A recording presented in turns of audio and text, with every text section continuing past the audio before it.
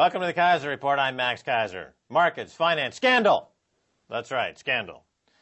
Yeah, for about 2 years now, the global market has been imploding, markets crashing, the economy's unwinding, but not fast enough to really get the true nadir of the global economic picture established. Yes, there's plenty more downside to go. And to help us navigate our way through this calamity, Stacy Herbert, political analyst, once again. Stacy, welcome back. Hi, Max. Good to be here. What are the big stories here? We need to cross-reference them with the economic stories to give a true north-south picture of reality. Well, my first headline here is Shirakawa, no magic wand for deflation. This is Bank of Japan Governor Masaki Shirakawa last week said there is no magic wand for deflation. Once financial system instability is overcome, an increase in liquidity alone cannot resolve deflation. Well, this is a very important story, okay? It brings up 2 points. Number one, the prevailing theme economically around the world is deflation, which means that all of the credit around the world that was used to build up the excesses over the past 25 years, starting in 2007, when Chuck Prince, who runs Citigroup at the time, he said that as long as the music is still going, we'll keep dancing. What he meant by that was as long as credit was cheap, he will continue to float the massive Ponzi scheme. That is Citigroup's balance sheet, Bank of America, Merrill Lynch, Goldman Sachs, JP Morgan. Remember, it's Ponzi finance. Well, that's correct. And Japan, by the way, started their deflationary collapse 20 years ago. Not just in 2007, like the U.S. and U.K. and Australia and the rest of the world. Well, that's another point, is that, in other words, this deflationary nightmare has a long way to go. I remember back in 1989 when Japan, the Nikkei was at 40,000 yen, I believe, and then the bubble popped, it traded down to 8,000 yen, and it's been struggling ever since. The other thing he mentions, of course, is that there's no magic wand. You see, Wall Street and the United States economy, the British economy, kind of grew up with this idea of financial engineering. Just create more credit derivatives, create more algorithmic trading, or in Goldman Sachs, more high-frequency trading. And the magic wand, the magic thinking, the magic pudding will somehow bail us out of this catastrophe. Well, also the citizens of these countries who participated in the global Ponzi scheme, which is that the house prices kept going up. They magically thought house prices would forever continue to rise because there would always be a Ponzi, a greater fool, somebody else to come along and pay even more for the property. Yes, well, it's the greater fool theory, which, like any chain letter or Ponzi scheme, once you run out of suckers, the whole thing collapses, and we're still in the collapse mode. Now, speaking of magic, yes, we have Greece in the headlines. Greece rattled by hidden debt controversy. The Greece like Olivia Newton-John, that Greece, or the country Greece? The country of Greece. Country of Greece, okay. In Europe, and everybody's afraid that Greece is going to blow up financially and tear apart the entire European Union. So Greek debt markets have come under fresh assault from hot money funds after a commission of experts called the Commission on the Reliability of Statistics. They investigated all the data that has been used by the government of Greece for the last few years, and they found 40 billion euros in hidden debt that wasn't known prior to yesterday or this week. Oh, this is interesting. And, of course, the hot money, all the investors, the speculators, global speculators, have withdrawn their money. What's the name of this group that's doing this study? The Committee on the Reliability of Statistics. The Committee on the Reliability of Statistics. That's right. So finally, when the party's over, they decided to actually do some accounting. Yes, this is what always happens at during a crash. All right, so they're doing some accounting finally, and they found 40 billion? 40 billion euros more than what they thought. In debt. In debt. Okay, now let me just point out to those in the international audience who might not be familiar with this, but you take the world's so-called largest economy, the United States of America. If you were to actually dig under the surface statistical reports that are generated by the United States government, and if you were to look at, let's say, the shadow government system, as Gordon Brown calls it, you would find probably $15 to $16 trillion of additional bad debt on banks' balance sheets. This is why there's another huge leg to the deflationary collapse coming because of this very thing. What Greece is ahead of the curve. They're actually doing some disclosure there. Premier George Papandreou, who's the head of government in Greece, said this: Greece is at the center of an unprecedented speculative attack. We cannot be at the mercy of creditors. Despite our tragic mistakes, our fate is today defined by rating agencies that bear responsibility for the bubble that led to the global crisis in the first place. And he's saying that because 10-year government bonds, the yields on 10-year government Greek bonds, they jumped by 14 basis points in one day. And they're now at record spreads between Greek bonds and German bonds. Right, so you have the hot money crowd. The same crowd that was in Iceland in 2006. When I was in Iceland in 2006, I sat down with these Bear Stearns and Lehman Brothers brokers, and they told me they were going to crash the Icelandic economy and the Icelandic krona. This hot money crowd that is a-sovereign is accountable to no one, with hundreds of billions of dollars worth of bets that they can make, and if they make a mistake, they get bailed out. They're now, in Greece, roiling that market. And he's correct to point out that the rating agencies are, of course, part of the racketeering that goes on. The rating agencies are totally compromised. The investment banks and the politicians and the bankers, they form what's you could call a criminal racket. So until there's some kind of anti-racketeering investigation initiated, then there's no way to stop this from happening, because every time you go after the agencies, then the investment banks will pop up and do some nefarious thing. If you go after the investment banks, then the rating agencies will pick up the slack. So you have to look at it as an enterprise, a criminal racket.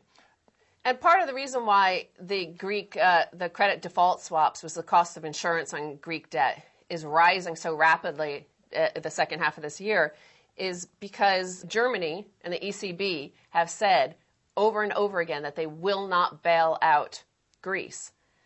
And now Joseph Stiglitz is saying that this is crazy. He's suggesting that they issue a Euro bond or a solidarity fund.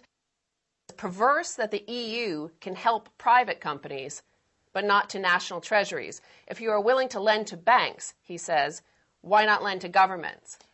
Well, sure, because the corpocracy has greater political clout than the government itself. And the ratings on the bonds for these huge multinationals like McDonald's, for example, or some other multinational behemoth that's draining the globe of its financial integrity is actually higher than some of these governments. Well, the citizens of these countries are also very much like the corpocracies. It's all trickle-down corpocracy, if you want to call it that, because Spain is the other weak link in the European Union, and their debt levels are almost as high as their deficits are 11.4%, whereas Greece is at 13%. But in Spain, we have a headline, Spain's tax-dodging landlords add to state's burgeoning debt. So Spain is in danger of defaulting as well. And yet it turns out that more than half of Spain's landlords are dodging taxes. They're paying no taxes on their properties. So even though rental properties increased by 18% last year, revenues went down. There's no rental income because everybody's avoiding taxes. Nobody wants to pay their taxes. Everybody wants to be a hedge fund. Now this brings me to another headline, CIA moonlight in corporate world. CIA operatives are moonlighting in the corporate world. Okay, what's happening here? Active CIA agents are allowed to work for corporations, moonlighting for them. Now, this information has just emerged via Politico.com in the U.S. Nobody knows how long this program has been going on, who they're working for. There is information that some CIA active agents were, for example, working for some hedge funds. And what they're doing is the hedge funds are allegedly tapping the CIA agents for deception detection. Oh, yeah. Spying? The highly specialized art of telling when executives may be lying based on clues in a conversation. Oh, torture? This, I think, should be used as evidence to show that hedge funds were engaged in fraudulent activity. So clearly they knew that they were being deceived, or whoever. There was a lot of deception in the fraudulent mortgage products. Right, exactly. I mean, the hedge funds, their capital really is deception. It's not the underlying currency, but they deal in deception. That's their currency. But this gives me a great idea. If the CIA is available for, and they're active CIA agents, and they're available for private contractors, I can call one up right now. Hello, Langley, Virginia. Yeah, I'd like to hire a CIA agent. Yeah, to go across the street and disrupt my competing TV show, whatever's out there. Yeah, sure, I'll pay market rates. I'll just borrow the money from Hank Paulson. Yeah, sure, J.P. Morgan, they'll give me all the money I want to do fraudulent, undercover, nefarious activities.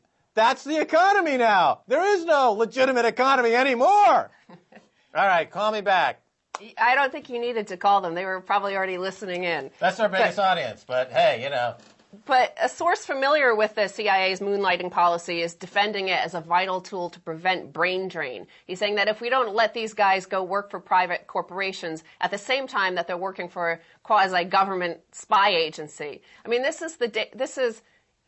it used to be called fascism, right? When the government was working on behalf of private corporations like this. And here's the armed wing, like a wing of the U.S. government that has the ability and the rights to assassinate people, to take people out, and they're gathering information. They're working for hedge funds and banks. Well, the joke's on them because ultimately what they're competing for is dollars. And dollars themselves are losing value against all major currencies in the world, in particular gold bullion. So unless they're buying gold bullion, all those CIA spooks that are working part-time for corporations, undermining law and order, they're going to be flat broke anyway. So you can buy them on the cheap a year from now. You can buy the same CIA agent for 20 cents on the dollar because the CIA is going to need a bailout. And finally, with magical thinking, my last headline is actually a picture. It's a chart. A pretty chart of budget crunching. This is from the Wall Street Journal, and it shows receipts and outlays. This is President Barack Obama's 2011 budget, and you see the receipts on the left in blue, and that's $2.567 trillion income to the United States government, almost entirely, you'll see, by the private citizen. These are income tax and Social Security taxes, very small amount of corporate taxes. But the outlays, $3.83 trillion. How does that doesn't add up, obviously, but almost all of the outlays are entirely to old people through Medicare and Social Security and military expenditure. All right, well, Barack Obama needs to take a remedial math class and brush up on his basic mathematics. Okay, Stacy Herbert, thanks again for being on the Keiser Report. Thank you, Max. Don't go away. We're coming back with lots more.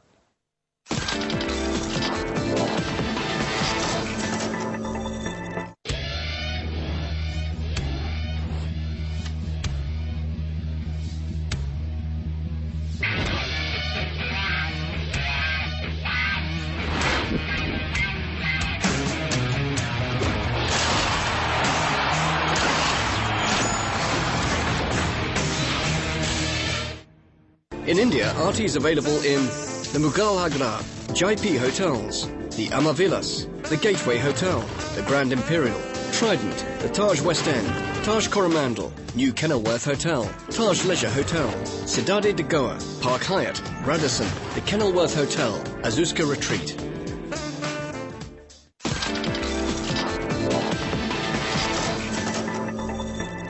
Welcome back to the Keiser Report. Paul Moreira is an investigative reporter for both print and television. Most recently, Paul Moreira has directed an investigative documentary called Afghanistan, On the Dollar Trail. Welcome to the show, Paul. Thank you.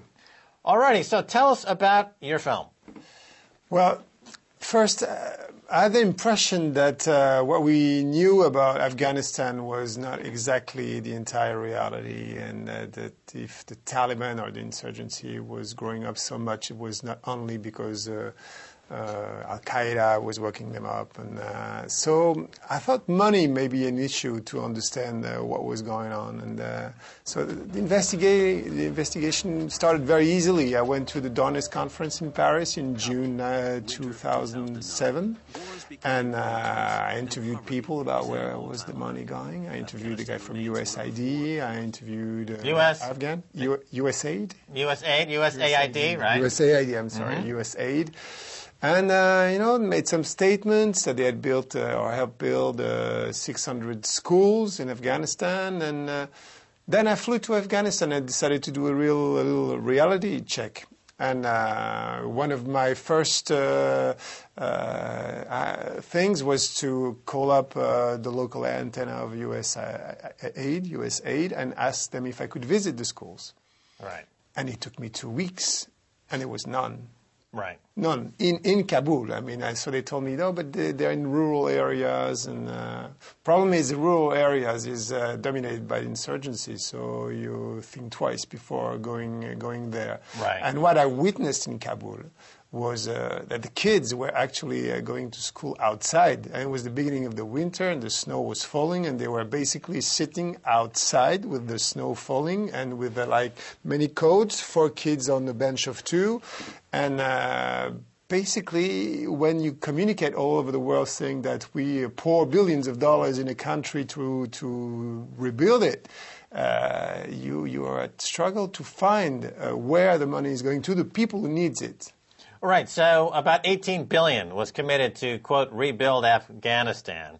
So you're on the ground. You see in Kabul, there's no evidence of that money actually getting through. That's a reasonable large chunk of money. And, of course, not to diverge here, but we're seeing something similar in the Haiti operations as well. The military arrives, a lot of aid supposedly gets there, and then people on the ground are saying, where is the money, where is the money? So this is like a backdoor payoff to military contractors, apparently, and they're just not getting on the ground. It's not getting to the people. Now, the film is called On the Dollar Trail. Where did the trail of missing $1 billion lead you?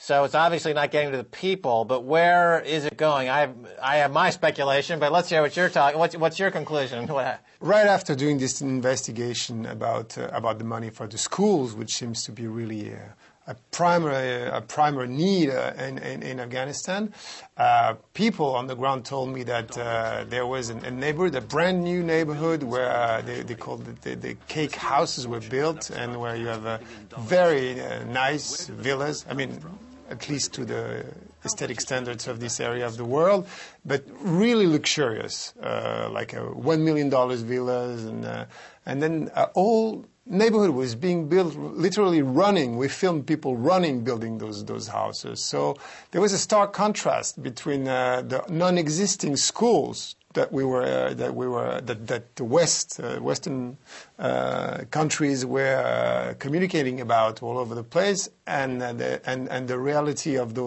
this luxury neighborhood that no one talked about. And it was quite difficult to film, I must say, because we were threatened, and because basically they belonged to warlords, and people were very close to power. I'm not capable of saying that 100% of the aid money goes into the pockets of the warlords and the people around Karzai, or Marshal Fahim is actually the guy who diverted the most money out of the national budget.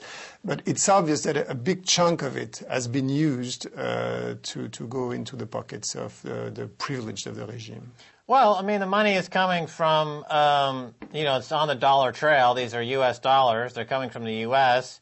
And Europe. But why would we assume that their conception of rebuilding an area would be different than their own conception in their own home country? In other words, in America, this huge wealth disparity exists of the privileged 1/10% of Goldman Sachs bankers that basically steal the country's wealth. They live like kings, and everyone else has their face down in the mud, and they're living like, paupers.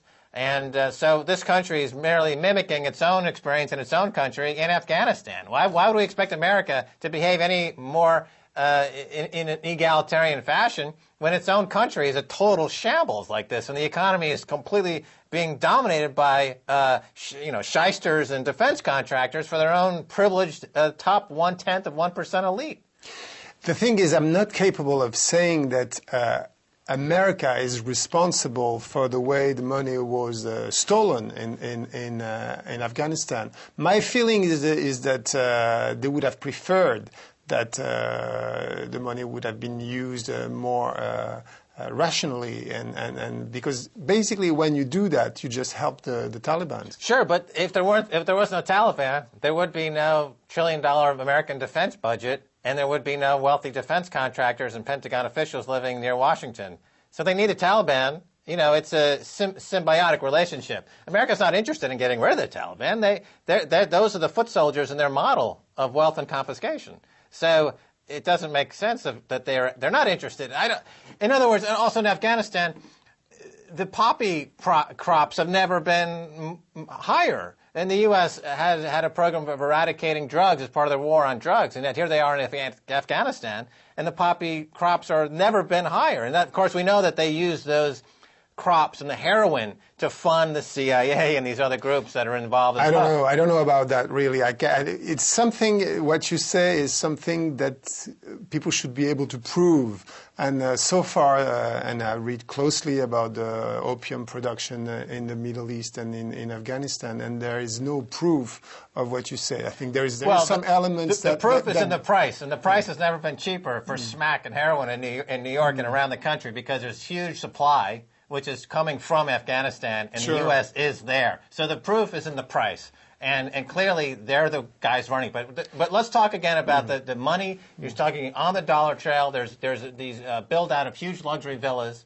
And so apparently this is where the money is going, is to service this luxury villa market. That probably not only. And the luxury villa market is also probably funded by the drug money, because some of the equation is very simple. The place where the villas were built, it was public land. It was given for, I think, $300 a plot to privileged people of the regime by mostly Maréchal Fahim. And in a matter of months, people started building $1 million houses on this land. They earn $1,000 salaries from the Afghan state. So it's quite easy to calculate. It's impossible to build those villas if you don't have an extra resource coming from somewhere else that is impossible to track, since the anti-corruption unit doesn't exist. Was actually run by a guy who had spent 3 years in prison for heroin selling. So it's the counterpowers, the monitoring powers do not exist in Afghanistan. So therefore, there was like we call it in French radio trottoir. It's the sidewalk radio, meaning the rumor of the people who say, well, the money comes from the aid, from also from bluffing the Americans about their needs in terms of military needs. The warlords over-evaluated what they need, so they got a lot of millions of dollars to pay for men that didn't exist. There are various ways of getting money there. So the aid workers and people in the aid business are coming under increasing attack because the locals, where the aid workers show up, realize that they're being used in this way as fronts to funnel illegal money. Is this a growing problem? Yeah, there is a lot of. My feeling, and that's what the Afghans told me, some Afghans told me, is that because of this inequality, because of this form of violence for them, they turned back to the Taliban. They hated the Taliban. I mean, all of them, they were fed up with, the strict regulations of the Taliban, and they were happy to get rid of them. But they say, well, at least there was some kind of moral sense about them. And so a lot of poor Afghans are turning towards the Taliban. And for me, it's a direct effect of this stealing of money. Right. So the policies in the region, primarily orchestrated by the U.S., is a way to build the Taliban forces. And they're doing a good job doing it, and the Taliban forces are getting stronger. So clearly the policy of the U.S. in Afghanistan is not to diminish the Taliban or even to diminish what they call terrorism.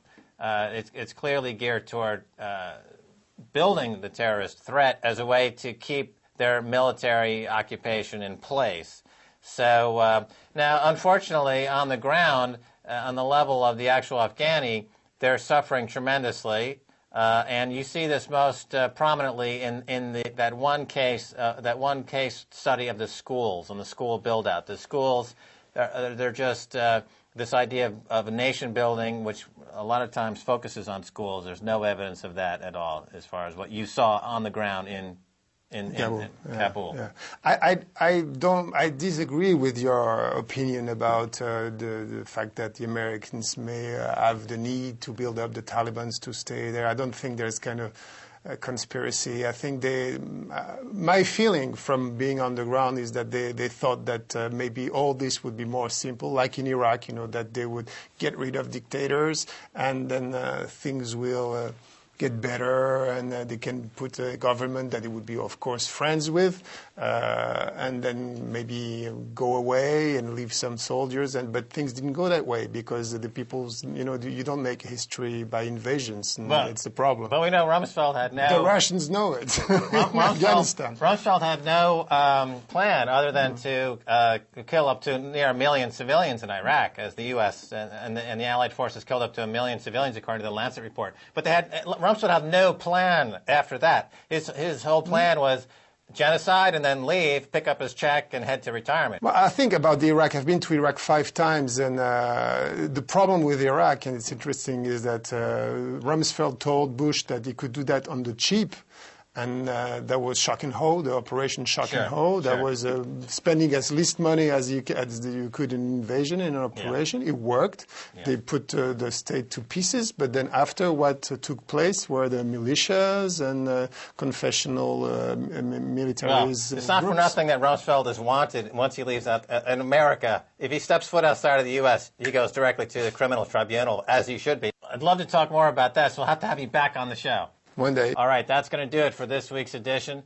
I want to thank my guests, Stacy Herbert and Paul Moreira. If you want to send me an email, please do so. KeiserReport@rttv.ru. Until next time, this is Max Keiser saying bye, y'all.